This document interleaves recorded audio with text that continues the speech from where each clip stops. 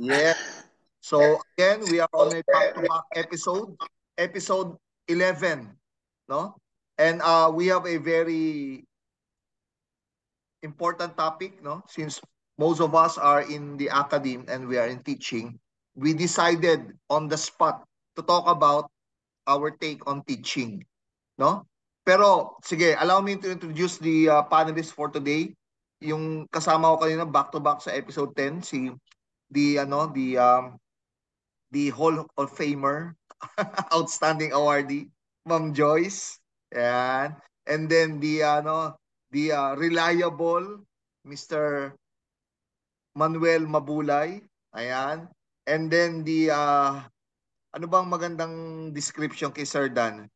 The ano ang describe mo? The mysterious, the mysterious, Tall dark.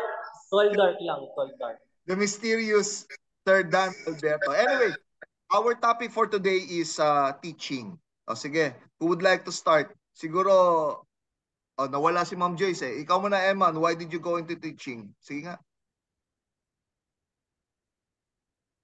Saan ako nagturo, no? Well, first of all, I didn't went to teaching, no, by accident. It was all, well, nung fresh grad ako, hindi ako kagad nag-jump into teaching.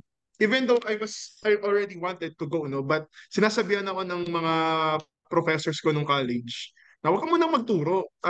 Mag-experience mo muna, mag-explore ka muna sa real world so that mas maganda yung magiging experience mo, which I did. Umikot muna ako ng HR. Actually, yung unang-una ko, no, umikot muna ako ng HR, then I've realized hindi ako pang HR by personality. So sabi ko, I'll try teaching, I'll try guidance. So yun, from guidance, tumalo na ako ng teaching, which is, for me, no, I find it comfort. Paano ko nasabi? Simula, I've been teaching for almost 7 years and every day feels like a first day. Yun yung siguro yung sign na gusto ko talagang magturo and I am in the right career path kasi every day is still no gives me that same excitement nung unang deployment ko. So yeah, masaya magturo for me. Okay. Masaya kaya magturo. Ma'am Joyce, would you like to add anything to that? Bakit ka nagtuturo hanggang ngayon? Actually, Doc, yun din yung tanong ko kung bakit nandito pa rin ako. Parang hindi ko pa din alam kung ano talaga yung, siguro you were redirected to this path, no? Actually, binabanggit ko before na ayoko talaga ng psychology. I want to venture into IT or computer kasi I was exposed to a school na computer school, but my parents cannot afford me to send sa school na gusto ko. So when I went to UBELT lang do, konting story lang. I went to UBELT, nakita ko yung school, BS Psychology, yun lang yung pinakamaikling pila.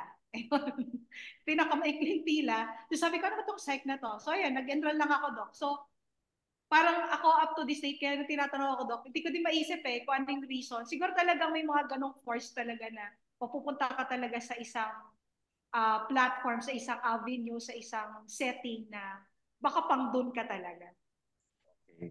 Sir Dan, bakit ka nagtuturo? Magandang umaga sa lahat.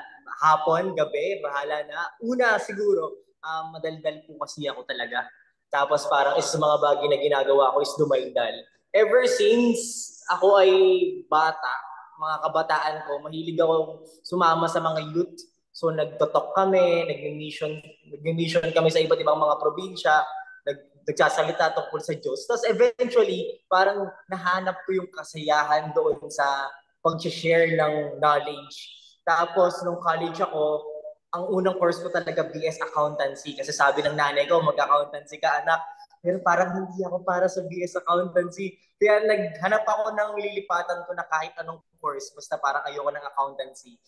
Kagaya kay Ma'am Joyce, yung BS Psychology, may pinakamaikling pila. Kasi gusto ko nang umuwi ka agad. Sabi ko, haba ng pila sa PUP. So, nung nakita ko, BS Psych, maikli yung pila. Tapos ayun, nag-enroll ako doon. Eventually, nung pagka-graduate ko, ayoko talagang magtrabaho. Tapos biglang na-invite lang ako na mag-talk ako doon sa school. After ko mag-talk sa school, in-invite na ako magturo. Sabi, mag-demo teaching ka bukas. Kasi hindi ko alam, pagka-demo teaching, biglang hinire na ako. And ayun, nandito na ako. Hindi ko alam kung by accident ba o destiny po talaga na magamit ko yung daldal ko. Pero sobrang saya ako kapag nagtuturo ako. Kagaya kay Sir Emma na parang every day, every time na magtuturo ka, ano yung excitement na parang alam mo kung ano yung saysay ng buhay mo. Kaya parang pumapasok ako na, ay, Monday na naman. Hindi ganun eh. Parang, uy, Monday na naman. Another day para mag-share ako ng knowledge. Another day para at some point mag-grow ako as an individual at maging masaya lang ako kasi alam ko ito yung passion ko. Yun lang, Dok. Okay. Sa akin, ang noble profession kasi ang pagtuturo eh.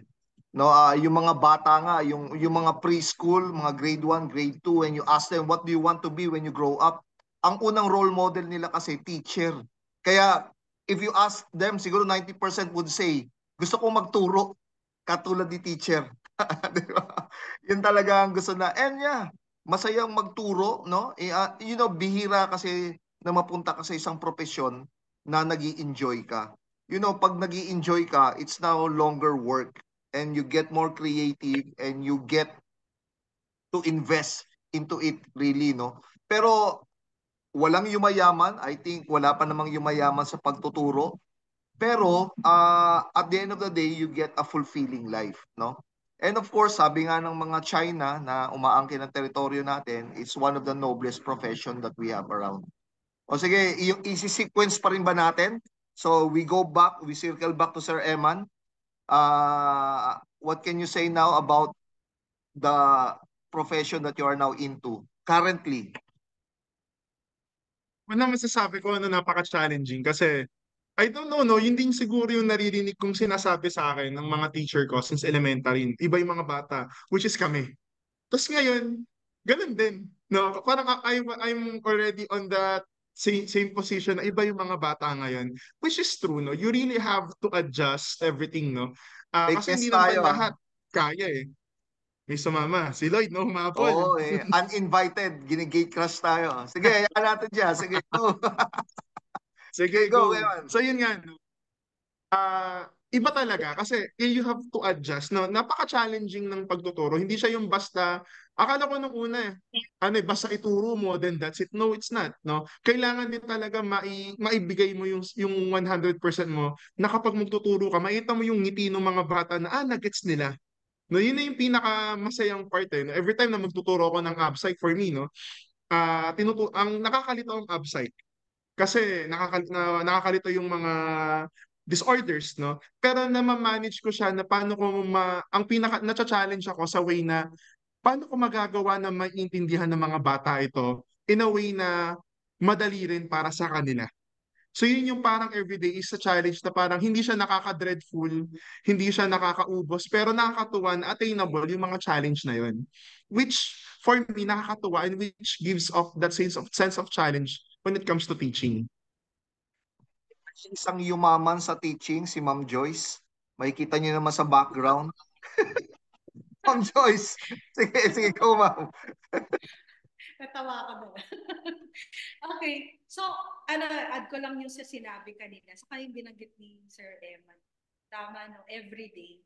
And then, actually, ngayon ko lang din na, binabanggit ko din naman ito sa iba. Prior to, to Ars University, I was a behavioral therapy. So, I worked with kids with autism, with ADHD. Yan, okay. And then, I was trying to contemplate, reflect ko. There was one season ko dito sa Fatima na I want to go back to therapy already. So, parang gusto ko ulit bumalik sa special education. And then I came to realize kapag therapist ka, you will only touch 1 or 2 students a year because in a span of how many years, you only have 1 or 2 clients na loyal sa'yo.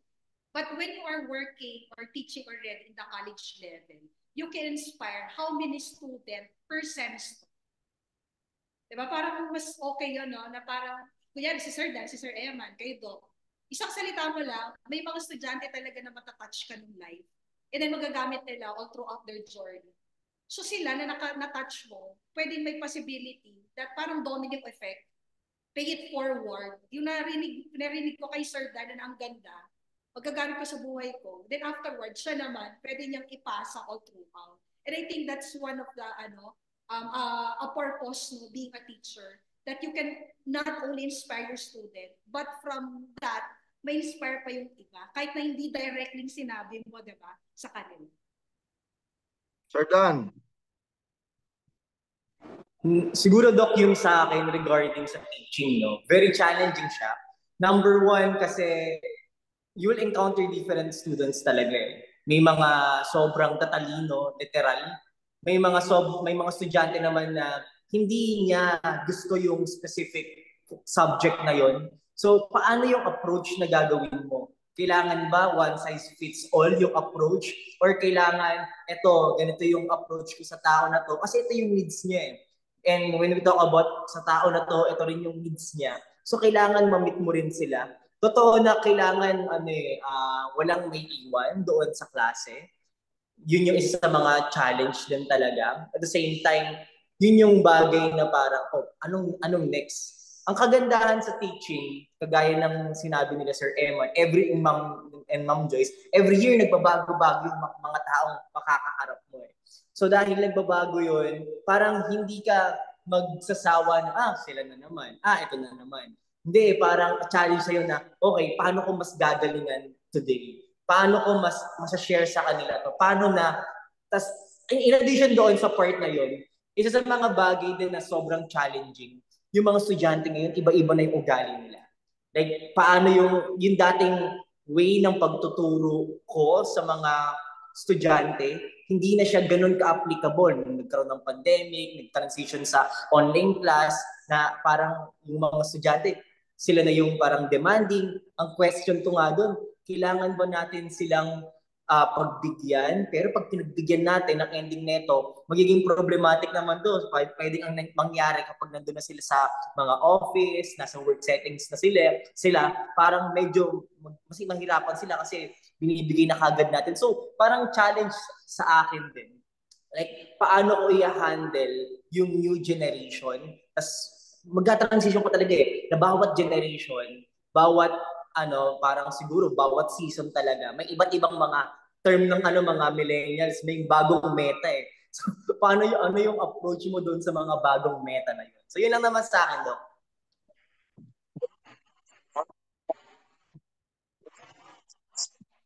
Generally accepted na meron talaga mga terror o kupal na teacher. Pero surprisingly, ngayon, kupal na rin ng mga estudyante. And marami silang venue, no? O marami silang platform to manifest yung kakupalan nila, no? I mean, sa classroom, maybe they will not say it openly, they will not defy you, they will not say anything behind your back. Pero, pagtalikod mo, among themselves, sa social media, ayan, no? Ano na rin. And gaya nga na sinabi ni Sir Dan kanina, tayo pa ang pinag-a-adjust, di ba? Abe, kung ganun din lang naman, sa pagtuturo, kasi may hinahabol tayong syllabus eh. Meron tayong hinahabol na coverage eh. And then for one reason or another, gusto nila sila ang masusunod. Ayaw nilang ma-inconvenience sila. Di ba? Yung mga ganun. I think siguro 90% ng successful na tao at one time or another, merong kupal na teacher and it made them tougher, di ba? Kasi kung masyado naman tayong malambot sa kanila, no? I mean, what are we breeding, no? Yung estudyante naman natin, kupal na nga, malambot pa, di ba? Hindi resilient, di ba? Sige nga, take mo nga dito, Eman. I can only imagine, no? I'm always wondering, what if hindi ako bumagsak nung college? I can only imagine, ano kaya ang buhay ko? Kasi, to be honest, no, hindi naman ako ganun kagalingan nung college eh. Hindi ako ganun ka-bright, hindi ako nag-dean's lister or what, no. Talagang nirarakos ko lang yung college. Basta ang goal ko lang is that kailangan 275. Kasi ang alam ng family ko, ang 3 is bags, pasang awa. 275, tingin nila doon, 85, 80, ganun. Hindi ko sinasabi ko, basta 275 pataas. Hanggang sa dumating sa part na, kailangan ang mahalaga is yung remarks pasado. Imagine, no? Kung hindi ako bumagsak nung college, ano kaya ang buhay ko? No? Yun yung lagi kong iniisip. Pero but yet, no, bumagsak ako, naranasan kong bumagsak. But yet, here I am, no? Mas nagkaroon ako ng idea na, ay, dapat mas magandang magturo. Mas napansin ko na, ay, pangturo talaga ako. Kasi, I know how it fits. Parang ipiprepare, ito yung sinasabi nila na papunta ka pa lang, pabalik na sila. So, ganun yung nagiging approach ko sa mga bata, na dapat maging ready kayo. Kasi you never know kung ano yung, you can never be well equipped.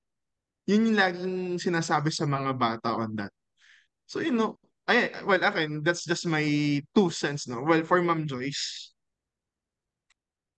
Okay. Siguro, yung transition. So, iba yung transition. Iba yung teacher dati, yung mga professors natin.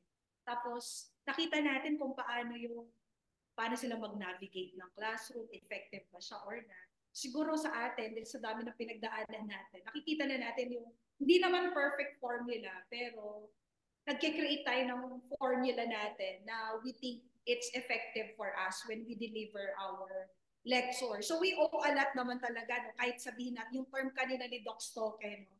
Ayokong gamitin ngayon. Basta yung sinabi niya kanina, okay, na yung salita niya yun. Kupal? Oo, ayun. Ayaw ka magsalita. Galing sa'yo yun. Iba yung image ko. Charot.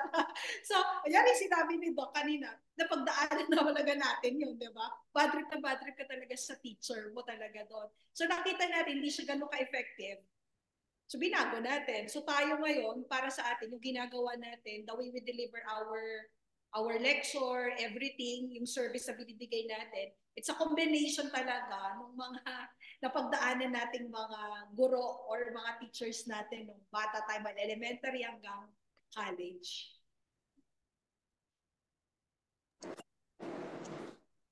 Hello, ayan. Yan. Regarding dun, maganda kasi usapang mental health yung ipapasok dito eh. Parang dati naman walang paking tao sa mental health eh. Pag umiyak ka, bahala ka dyan, umiyak ka, di ba? Magsumbong ka sa nanay mo, bahala ka sa buhay mo. Pero right now kasi yung atake natin regarding mental health, parang mahirap na dapat, actually ito yung challenge din siguro sa ibang mga psych majors. Kasi kailangan mo i-consider eh. Dahil nagtuturo ka ng psych, kailangan at some point, kino-consider mo yung mental health. Kailangan mataas yung level of empathy mo. Kailangan nauunawaan mo sila. Tapos parang minsan ang sinasabi pa nila ang word is parang hindi mo naman napagdaanan yung hirap na to. Di ba? Parang, so, minsan ang hirap na saan nga ba tayo lulugar? May mga estudyante na ang nangyayari, may mga estudyante na ang ending, sila pa yung pag binigyan mo ng tres, like, bakit tres? Bakit ganito lang yung grades ko? Parang, ika lang, may one time na may lumapit sa akin, minessage talaga ako, nasabi nila, Sir Dan, bakit po tres yung grade ko? Pinapatanong ng nanay ko. So sabi ko sa kanya talaga, Iha, ikaw dapat yung nakakaalam kung bakit tres yan. Ikaw pa ang pinagpapaliwanag. No? You grade niya. Parang Ikaw pa ang kasalanan magpapaliwanag. Bakit ganun ang grade niya? Di ba? Kaya nga eh. Pero dati sobrang takot na takot tayo sa mga guro natin kapag bakit po ganito yung grades ko, may mali ba dito? Pero right now, parang dapat ikaw yung mag-adjust. Kaya sobrang hirap, hindi mo alam kung paano yung approach.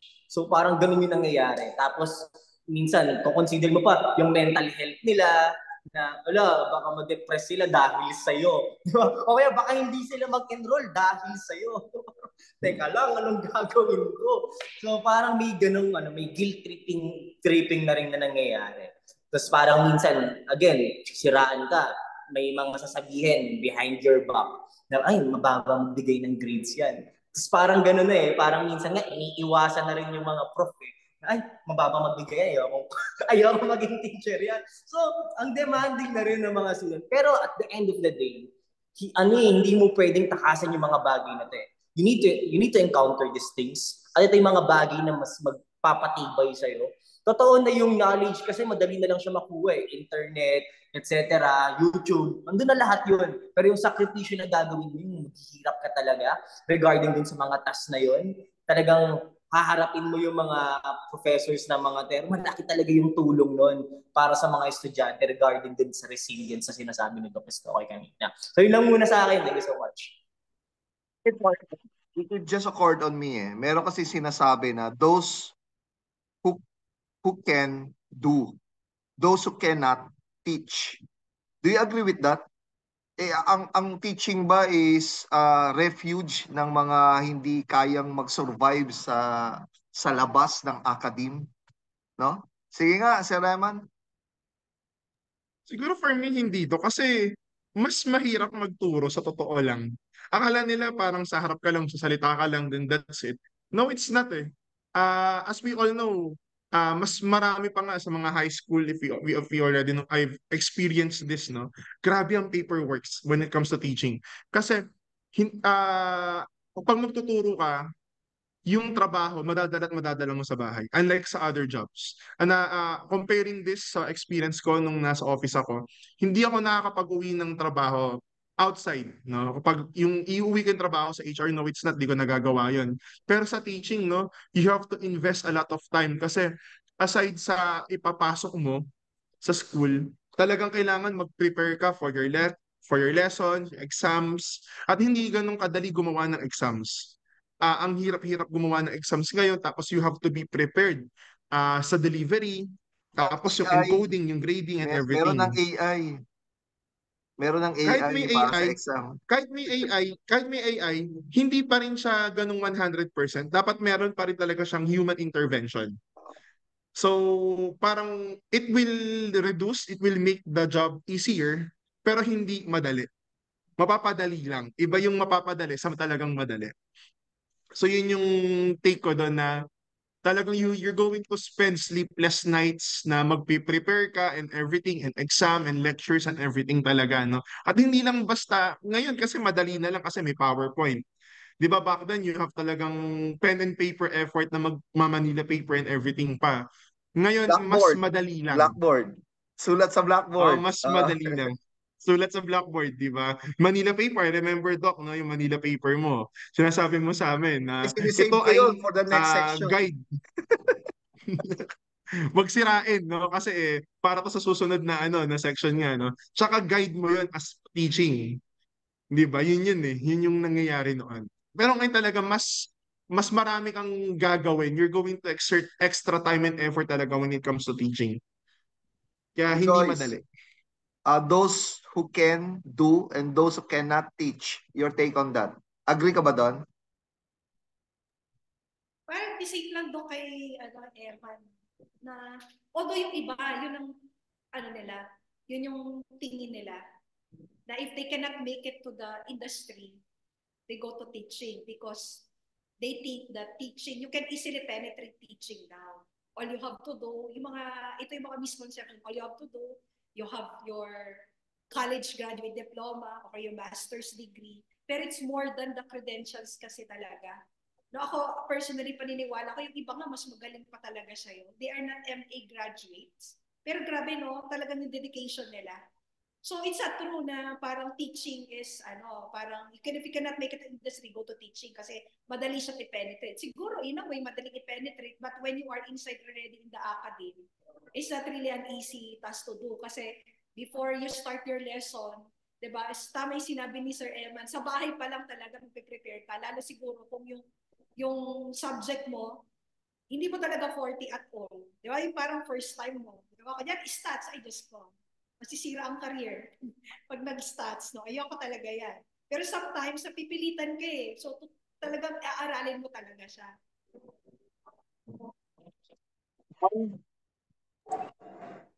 Sir Dan, tapos ka na ba? Regarding doon, di ba, yan, ako pa lang. Ikaw pa lang. Regarding doon, okay. Regarding doon, Doc, siguro dati pwede natin sabihin na gano'n, no, yung mindset nila. Kasi, di ba, parang pag-terror Teacher ka lang. sige, Teacher ka lang, no? Yung mga gano'n. Ngayon, Doc, medyo mas mahirap na rin eh. Kasi yung mga kabataan nga, na natin, ganito yung approach nila. Tapos marami talagang mga kabataan ngayon, matalino na.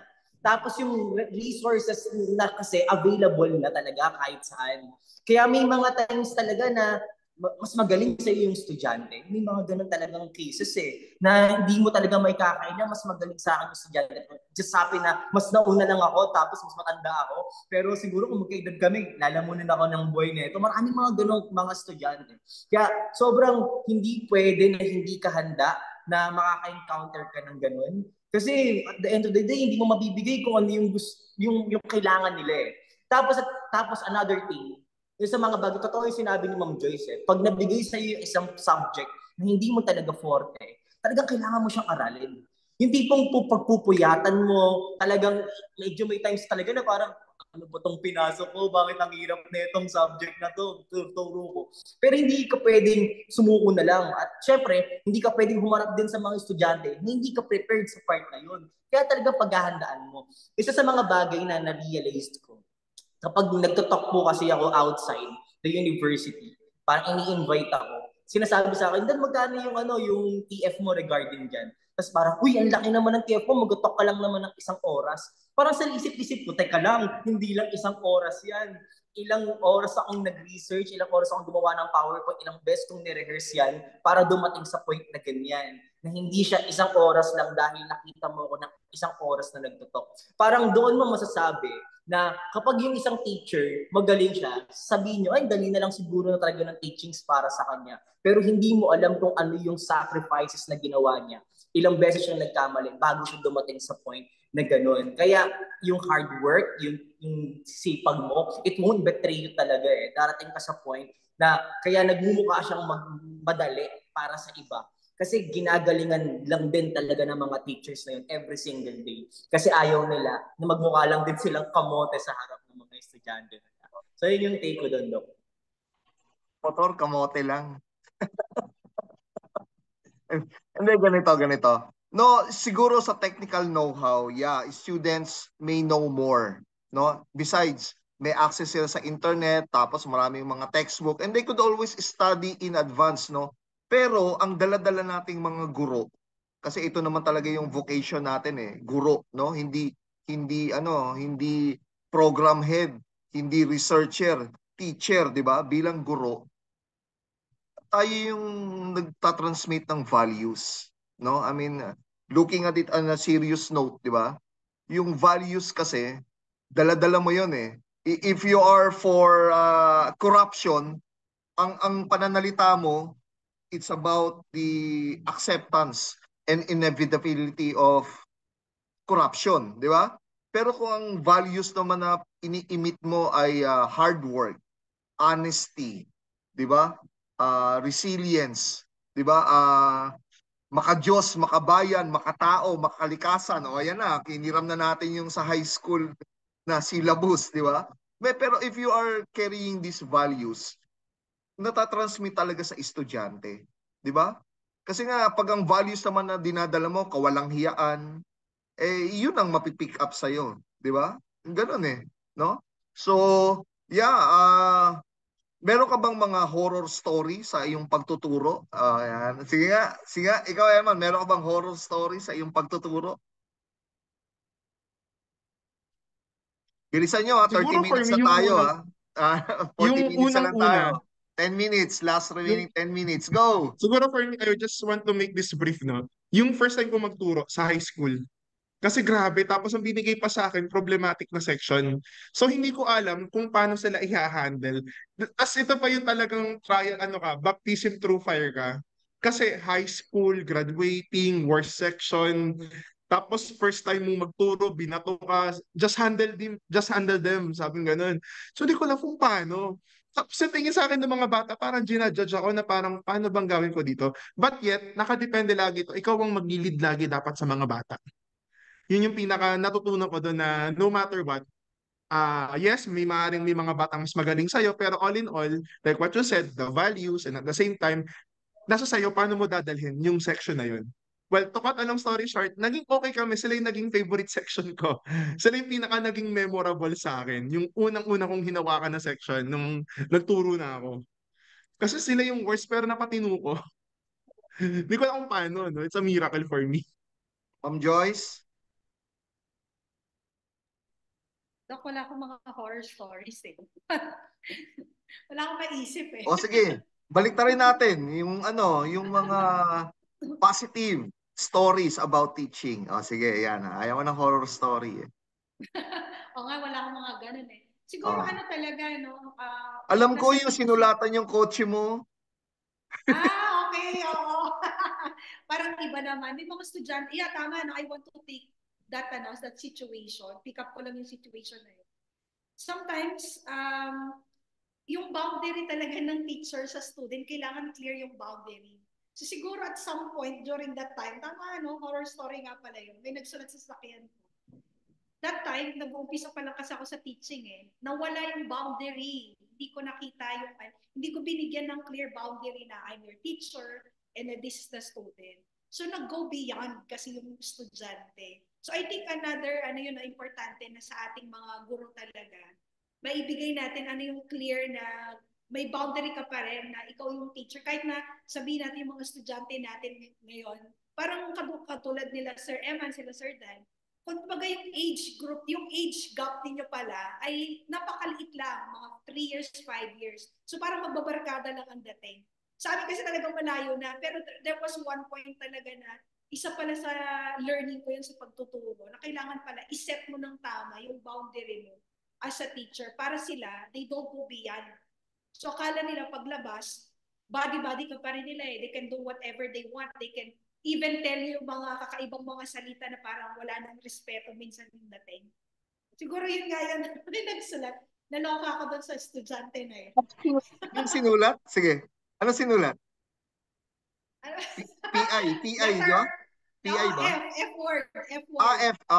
F word. Fuck you daw, fuck you. Parang gano'n. Nagalit siya. I don't know why. Masyadong nag-go beyond na yung bata. Parang gano'n yung nangyari. Pero wala na. Baka marinig niya ngayon to. Yan. Napatawad na kita. What are the odds of that? Di ba? What are the odds of that?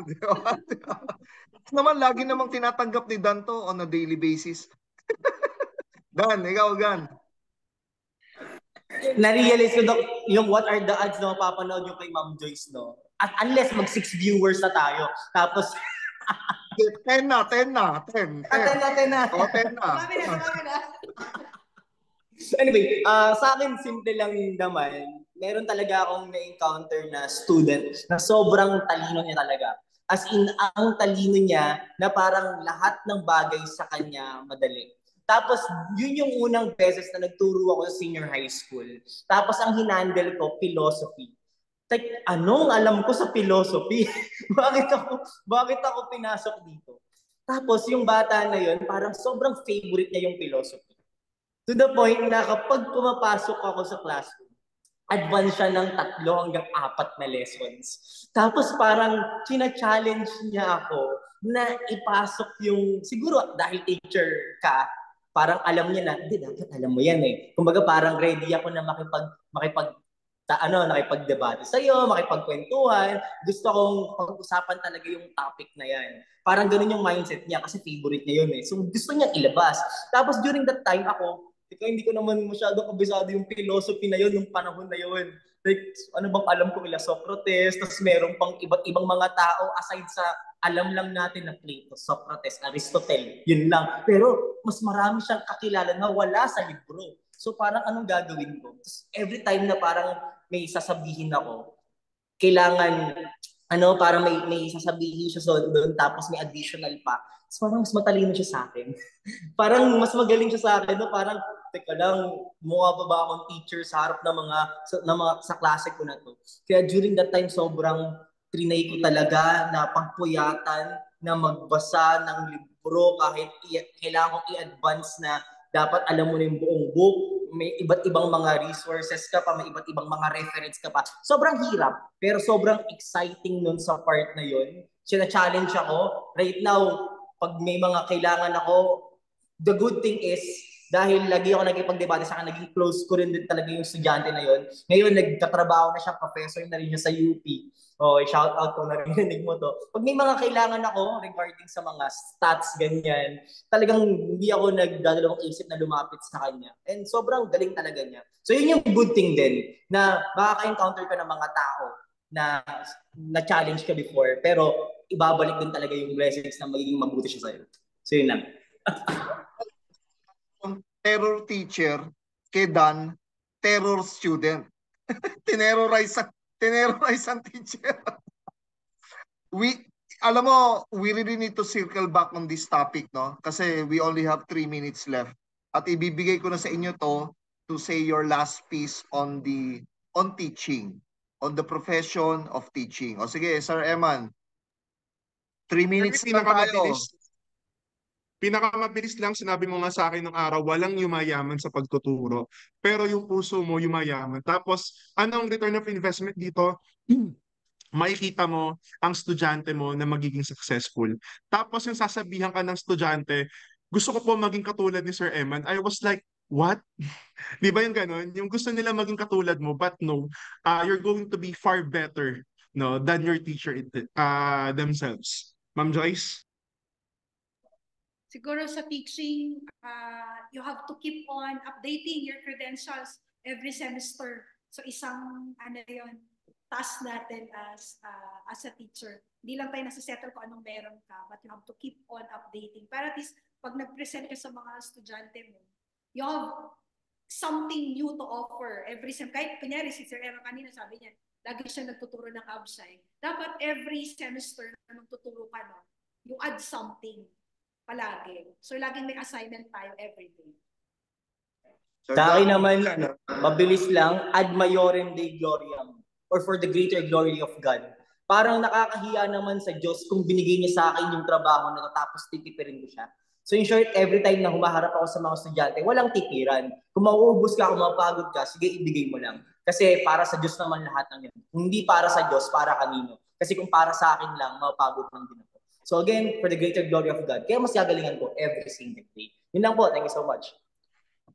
Well, sa akin, no, monere et delectere, to illuminate and to delight, no? Natutuwa sila sa iyo and hopefully natuwa rin, delighted sila. Pero wala na, no? I think sagad talaga natin yung 40 minutes nating libre sa sa Zoom. Mawaalam na po ako. Maraming salamat po. Sir, thank you. Thank you, everyone. Salamat na tayo. 1 minute na lang. Salamat po. Balikan natin to, part 2, no? Siguro? Okay sa inyo, no? Part 2? Okay, sige. Maraming salamat po. Episode 11. Salamat po. Ingat po tayo lahat.